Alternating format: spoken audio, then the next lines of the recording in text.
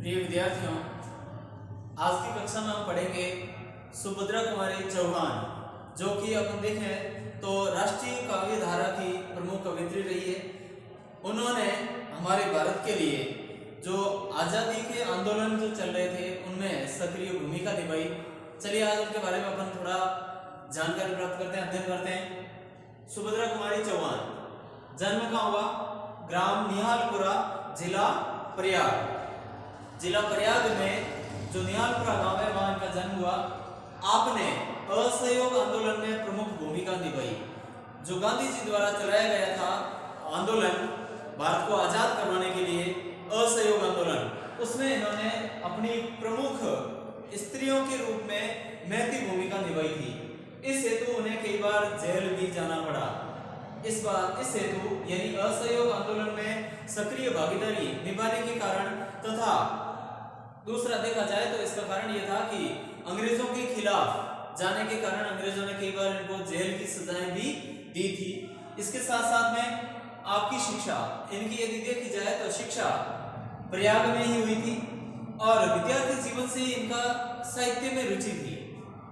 विद्यार्थी जीवन से इनकी साहित्य में रुचि थी। इस कारण से कई कविताएं इन्होंने विद्यार्थी जीवन में लिखनी शुरू कर दी थी और वो सब राष्ट्रीय भावधारा की श्रेणी में थी, यानी राष्ट्रीय भावधारा से जुड़ी हुई थी। राष्ट्रीय भावधारा से जुड़ी हुई होने के कारण इनको राष्ट्रीय भावधारा की कवियत्री भी कहा जाता है। आपकी लेखनी यानी इन्होंने जो साहित्य की रचना की है वो केवल गद्य में ही नहीं, पद्य में भी बराबर लेख लिखे हैं, निबंध लिखे हैं, कहानियां लिखी है और कई इस प्रकार से गद्य की भी इन्होंने रचनाएं की है। दोनों में समान रूप से इनकी लेखनी चली, यानी इन्होंने समान रूप से गद्य और पद्य दोनों में ही अपनी रचनाएं रची है। झांसी की रानी जो कविता है, अपन पढ़ते हैं और पढ़ते ही अपने अंदर भी जोश की भावना आ जाती है, अपने देश के लिए इतना अच्छा करने की भावना आ जाती है। तो वही झांसी की रानी जो इन्होंने कविता लिखी थी, उसके बाद में इनको अच्छी खासी प्रसिद्धि मिली थी, विशेष ख्याति मिली थी। विशेष रूप से इनको ख्याति कहां से मिलती है? झांसी की रानी कविता से। उसके बाद में देखा जाए तो इन्होंने इनकी कविताओं में यानी आपकी कविताओं का संकलन जो है वो कर्मवीर नाम से है। इनकी कविताओं का संकलन किया गया है, उस संकलन का नाम दिया गया है कर्मवीर। और बिखरे मोती आपका प्रसिद्ध कहानी संग्रह है। इन्होंने जो कहानियां लिखी थी वो सारी एक ग्रंथ बनाया गया, उसका नाम है बिखरे मोती। उसमें इनकी सारी कहानियां संकलित है। बिखरे मोती और कहानी संग्रह था मुकुल। बिखरे मोती जो कि कविताओं का संग्रह है, प्रसिद्ध कहानियों का संग्रह है, और इसी प्रकार से कविताओं का संग्रह था मुकुल। इन दोनों पर हिंदी साहित्य सम्मेलन में जो पुरस्कार दिए जाते हैं, शेख सरिया पुरस्कार इनको मिला था। किस पर? एक तो मुकुल पर और एक बिखरे मोती पर।